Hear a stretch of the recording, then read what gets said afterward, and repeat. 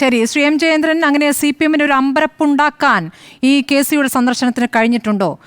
ഈ കൂടിക്കാഴ്ചയ്ക്ക് ശേഷം സുധാകരൻ പറഞ്ഞ വാചകങ്ങളും വളരെ പ്രധാനപ്പെട്ടതാണല്ലോ. താൻ ഒരു പ്രധാനപ്പെട്ട രാഷ്ട്രീയ നേതാവാണ്, തനിക്കിപ്പോൾ സ്ഥാനമാനങ്ങളില്ല എന്നേ ഉള്ളൂ, താൻ ഒരു പ്രധാനപ്പെട്ട രാഷ്ട്രീയ നേതാവാണ്, അദ്ദേഹത്തിൻ്റെ രാഷ്ട്രീയ അസ്തിത്വം എതിരാളികൾക്ക് പോലും അവഗണിക്കാനാവാത്തതാണ് എന്ന് തിരിച്ചറിയുന്നുണ്ടല്ലോ എന്ന് അദ്ദേഹം പറയുമ്പോൾ അത് ആരോടാണ് യഥാർത്ഥത്തിൽ പറയുന്നത്?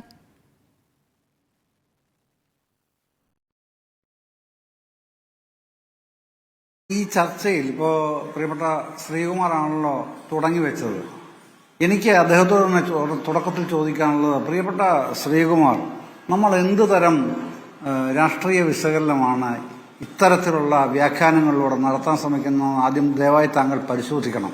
ഞാനത് പറയാൻ കാരണം, ശ്രീ സുധാകരൻ CPIM-ന്റെ ഏറ്റവും പ്രധാനപ്പെട്ട ഉന്നത നേതാവ് തന്നെയാണ് ഇപ്പോഴും. പക്ഷെ താങ്കൾ പറഞ്ഞത് മുൻ മാർക്സിസ്റ്റ് നേതാവ് എന്നാണ് താങ്കൾ വിശേഷിപ്പിച്ചത്. ഇരിക്കട്ടെ, അങ്ങനെ തന്നെ ഇരുന്നോട്ടെ.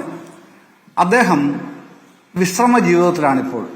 ആ വിശ്രമ ജീവിതം അദ്ദേഹം സ്വയം തെരഞ്ഞെടുത്തതാണ്. എന്താണ് തെളിവ്? അതല്ല അടുത്ത ചോദ്യം ഇങ്ങോട്ട് വരുന്നത്. തെളിവ് പറയാം. കഴിഞ്ഞ CPIM സംസ്ഥാന സമ്മേളനത്തിൽ അദ്ദേഹം അന്ന് പാർട്ടി സെക്രട്ടറി കോടിയേരി ബാലകൃഷ്ണനാണ്, കോടിയേരിക്ക് എഴുതി കൊടുക്കുകയായിരുന്നു, എന്നെ ഇനി സംസ്ഥാന കമ്മിറ്റിയിൽ ഉൾപ്പെടുത്തേണ്ടതില്ല, പാർട്ടി ഒഴിവാക്കുകയാണെന്നാണ് താങ്കൾ മുമ്പേ പറഞ്ഞത്. അല്ല, എന്നെ സംസ്ഥാന കമ്മിറ്റിയിൽ ഉൾപ്പെടുത്തേണ്ടതില്ല, പ്രായപരിഗണന തന്നെ അദ്ദേഹം അങ്ങോട്ട് പറഞ്ഞു. യഥാർത്ഥത്തിൽ അദ്ദേഹത്തിന് 75 വയസ്സായിട്ടില്ല ആ സമയത്ത്. എന്നാൽ ഡേറ്റ് ഓഫ് ബർത്ത് പ്രകാരം 75 ആയി. യഥാർത്ഥ വയസ്സ് അദ്ദേഹത്തിന് 73 ഉള്ളൂ. സർട്ടിഫിക്കറ്റ് പക്ഷേ 75 ആയതുകൊണ്ട് അദ്ദേഹം സ്വമേധയാ അംഗീകരിച്ച്, പാർട്ടി തീരുമാനം അംഗീകരിച്ച് എന്നെ സ്റ്റേറ്റ് കമ്മിറ്റി ഉൾപ്പെടുത്തേണ്ടതില്ല എന്ന് അങ്ങോട്ട് എഴുതി കൊടുത്ത് ഘട്ടം വന്നപ്പോൾ അദ്ദേഹം നേരത്തെ എഴുതി കൊടുക്കുകയായിരുന്നില്ലേ ശ്രീ എം ജയേന്ദ്രൻ? അതാണ് എന്റെ ഓർമ്മ. അന്ന് വാർത്തകൾ അങ്ങനെയായിരുന്നു, ഒഴിവാക്കാൻ പോകുന്നു എന്ന വാർത്തകൾ വരുന്ന ഘട്ടത്തിലാണ് അദ്ദേഹം അങ്ങോട്ട് എഴുതി കൊടുത്തത്. അന്നും അല്ല, എനിക്കറിയാം കൃത്യമായിട്ട്. അതുകൊണ്ടാണ് ഞാൻ പറയുന്നത്. താങ്കൾക്കറിയില്ല. ഇനി താങ്കളോട് അങ്ങനെ അദ്ദേഹം പറഞ്ഞിട്ടുണ്ടെങ്കിലും ഓക്കെ, എനിക്കറിയാം അങ്ങനെ അല്ല എന്നുള്ളത്. അതുകൊണ്ടാണ് ഞാൻ പറയുന്നത്, ഇത്ര ഉത്തരവാദിത്തോടെ ആധികാരികമായും പറയുന്നത്. അതുകൊണ്ടാണ്. അങ്ങനെയുള്ള നേതാവല്ല സുധാകരൻ. പിന്നെ അദ്ദേഹത്തെ കുറിച്ച് എന്തൊക്കെയാണ് പറയുന്നത്? അദ്ദേഹം ഒരു രക്തസാക്ഷി കുടുംബത്തിൽ നിന്നാണെന്ന് ശ്രീകുമാരൻ സമ്മതിച്ചു. നല്ല കാര്യം.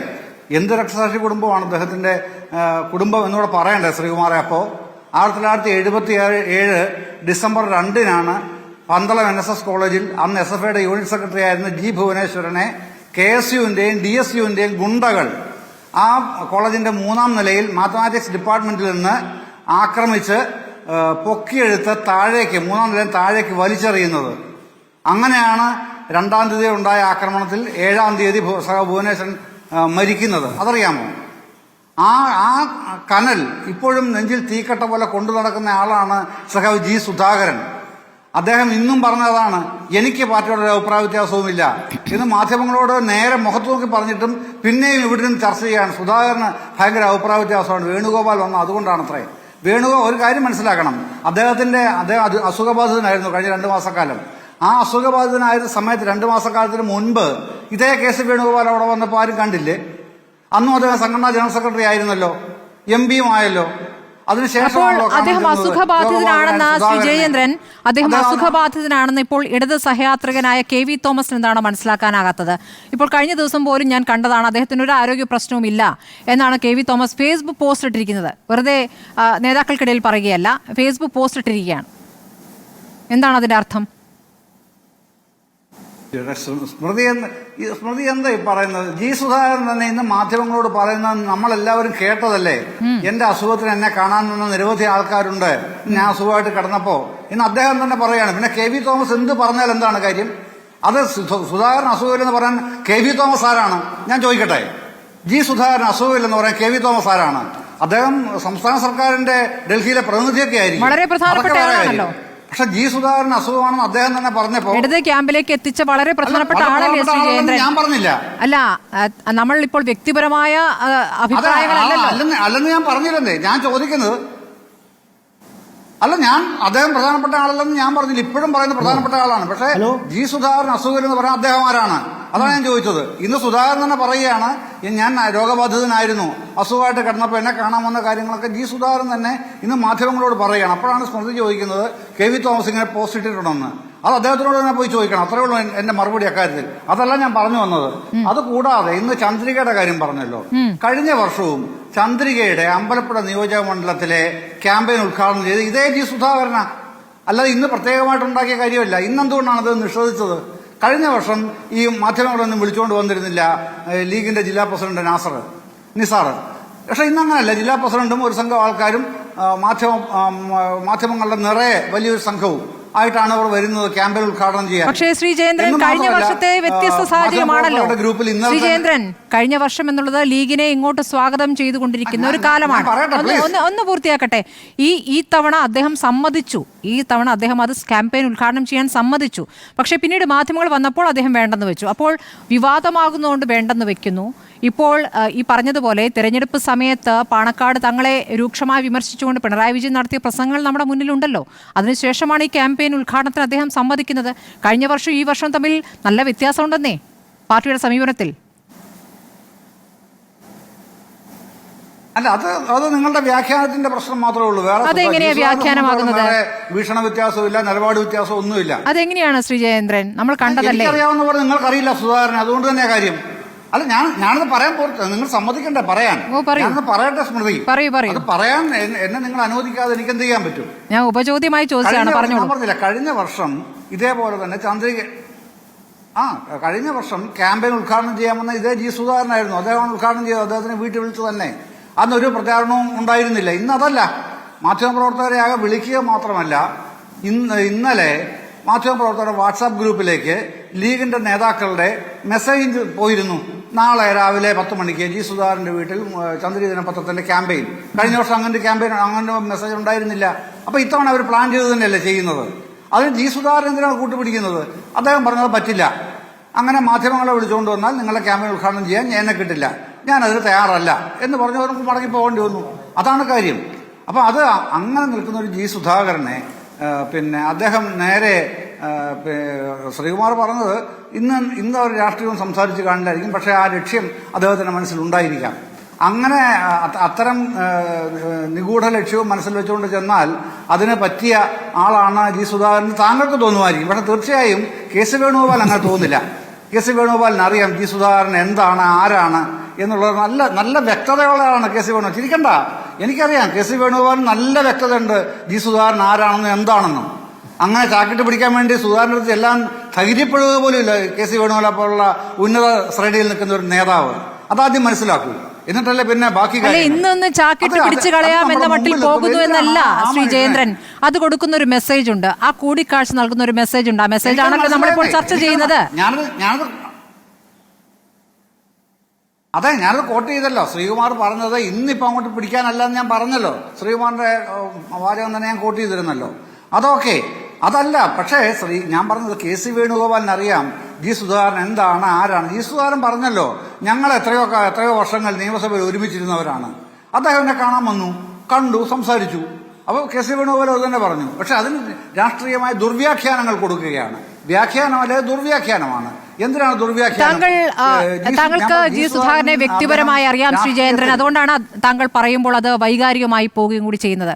അപ്പോൾ താങ്കൾക്ക് വ്യക്തിപരമായി അറിയുന്ന നല്ല കമ്മ്യൂണിസ്റ്റായ ജി സുധാകരനോട് പാർട്ടി ചെയ്യുന്നത് എത്രത്തോളം ശരിയാണ്? അദ്ദേഹം അവിടെ അടുത്തൂൺപെട്ടി വീട്ടിലിരിക്കട്ടെ എന്ന തീരുമാനം അദ്ദേഹം അത് ആഗ്രഹിക്കുന്നില്ല. താങ്കൾ പറഞ്ഞു നേരത്തെ കഴിഞ്ഞ കോടിയേരിയുടെ സംസ്ഥാന കമ്മിറ്റിയിൽ നിന്ന് ഒഴിവാക്കണമെന്ന് ആവശ്യപ്പെട്ടു എന്ന്. അന്ന് തന്നെ വാർത്തകൾ ഉണ്ടായിരുന്നാണ്. താങ്കൾ നിഷേധിച്ചാലും അദ്ദേഹത്തെ ഒഴിവാക്കാനുള്ള ആലോചനകൾ നടക്കുന്നതിനിടെ തന്നെയാണ് അദ്ദേഹം അങ്ങോട്ട് കത്തെഴുതി കൊടുത്തത്. ശരി, അത് താങ്കൾക്ക് വേണമെങ്കിൽ തർക്കിക്കാം. പക്ഷേ ഇപ്പോൾ അദ്ദേഹത്തെ ഈ അമ്പലപ്പുഴ ഏരിയ സമ്മേളനത്തിൽ പങ്കെടുപ്പിക്കാതിരിക്കുന്ന ഒരു തീരുമാനം വരുന്നല്ലോ. അതിനു മുമ്പ് അദ്ദേഹം 75 വയസ്സ് എന്ന മാനദണ്ഡം പാടില്ല, അത് ശരിയല്ല, പ്രവർത്തിക്കാൻ ഊർജവും ആരോഗ്യമുള്ളവർക്ക് കൂടുതൽ അവസരം നൽകണമെന്നൊരു പ്രതികരണം അദ്ദേഹം നടത്തുന്നുണ്ട്. അപ്പോൾ താങ്കൾ പറഞ്ഞതുമായി ഒത്തുപോകുന്നില്ല. സംസ്ഥാന കമ്മിറ്റിയിൽ നിന്ന് ഒഴിവാക്കണമെന്ന് പറയുന്നു, ഇപ്പുറത്തെ 75 വയസ്സ് മാനദണ്ഡമാക്കരുതെന്ന് പറയുന്നു. അദ്ദേഹത്തെ അമ്പലപ്പുഴ ഏരിയ സമ്മേളനത്തിൽ നിന്ന് മാറ്റി നിർത്തുന്നു. ഇത് മൂന്നും കൂടി എങ്ങനെയാണ് ചേർന്ന് പോവുക?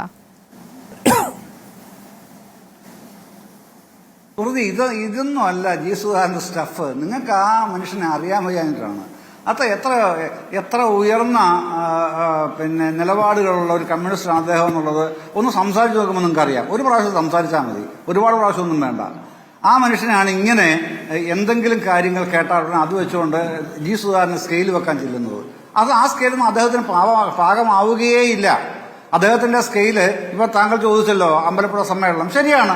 അവിടെ സംഘടനാ സമ്മേളനത്തിൽ അദ്ദേഹം സാധാരണ സമുന്നത നേതാവാണെങ്കിലും സീനിയർ പാർട്ടി മെമ്പറാണെങ്കിലും അദ്ദേഹം ഒരു പാർട്ടി ബ്രാഞ്ച് കമ്മിറ്റി അംഗം മാത്രമാണ്. അങ്ങനെ ഒരു സ്ഥാനത്തിരിക്കുന്ന ഒരാള് സംഘടനാ സമ്മേളനത്തിൽ പ്രതിനിധി സമ്മേളനം ഉദ്ഘാടനം ചെയ്യാൻ കഴിയില്ല. അങ്ങനെ സംഘടന ഇത് CPM ഇല്ല. പക്ഷേ മറ്റൊരു കാര്യമുണ്ട്, സ്മൃതി ചോദിച്ചാൽ ഒരു ഭാഗമാണ് ഞാൻ പറയുന്നത്. മറ്റൊരു കാര്യമുണ്ട്, അദ്ദേഹത്തിന് വേണമെങ്കിൽ പിന്നെ പൊതുസമ്മേളനത്തിൽ ക്ഷണിക്കാൻ ജില്ലാ സെക്രട്ടറി R നാസറിന് കഴിയുമായിരുന്നു എന്ന് കരുതുന്നയാളാണ് ഞാൻ. അതാ ഞാൻ ചോദിച്ചത്, പാർട്ടി അദ്ദേഹത്തിന് വെച്ച സ്കെയിൽ എന്താണെന്നാണ് അറിയേണ്ടത്. ശ്രീ ജയേന്ദ്രൻ, താങ്കൾ ഈ പറയുന്ന G സുധാകരനുമായി ബന്ധപ്പെട്ട നല്ല വാക്കുകളെ ഒന്നും നിഷേധിക്കുന്നില്ല. പാർട്ടി അങ്ങോട്ട് അദ്ദേഹത്തെ എങ്ങനെ കാണുന്നു? ഞാനൊന്ന് പറഞ്ഞു തീർക്കട്ടെ. ഞാനൊന്ന് പറഞ്ഞു തീർത്തോട്ടെ, ആ വിഷയം ഒന്ന് പറഞ്ഞു തീർക്കാം, എന്നിട്ട് താങ്കൾ ചോദിച്ചോളൂ. അതാ പിന്നെ ഞാൻ പറഞ്ഞ CPM ആലപ്പുഴ ജില്ലാ സെക്രട്ടറി R നാസറിന് വേണമെങ്കിൽ ഇത് ചെയ്യാമായിരുന്നു. അമ്പലപ്പുഴ ഏരിയ കമ്മിറ്റിയുടെ ആൾക്കാരോട് പറഞ്ഞിട്ട് പൊതുസമ്മേളനത്തിൽ G സുധാകരന്റെ വീടിന് കഷ്ടിച്ച് 1 കിലോമീറ്റർ മാത്രം അകലെയാണ് EMS ഹാളിൽ വെച്ചാണ്, പഞ്ചായത്ത് ഹാളിൽ വെച്ചാണ് നടക്കുന്നത് ആ പൊതുസമ്മേളനം. അപ്പൊ അവിടെ അദ്ദേഹത്തെ പങ്കെടുപ്പിക്കാമായിരുന്നു. അത് അദ്ദേഹം തീരുമാനിക്കേണ്ട കാര്യം, ജില്ലാ സെക്രട്ടറി തീരുമാനിക്കേണ്ട കാര്യമാണ്.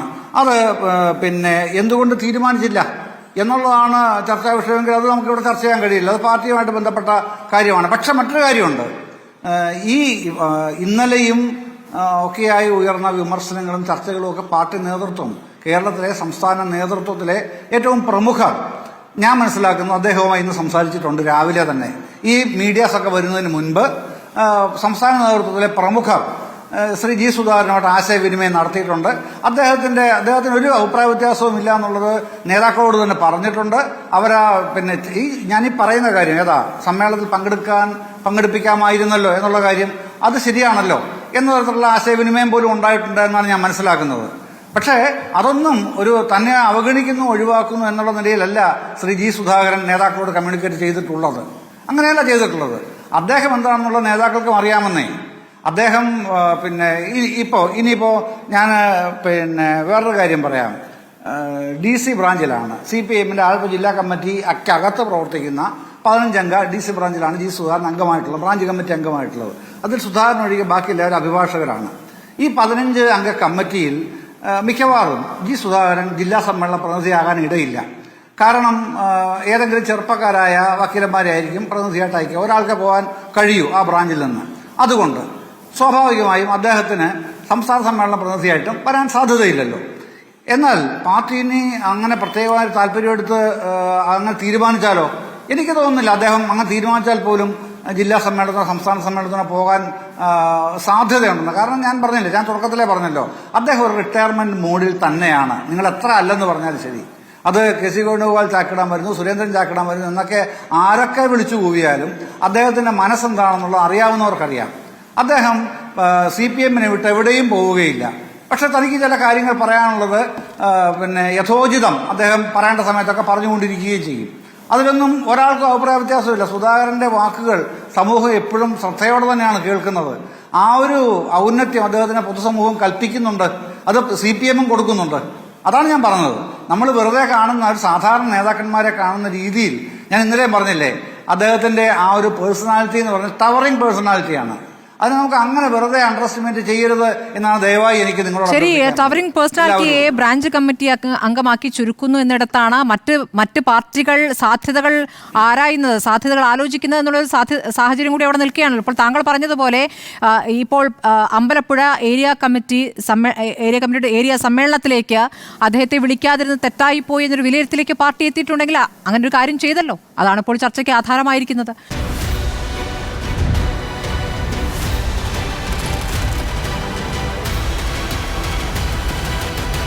Debate with Smriti Parathikkad.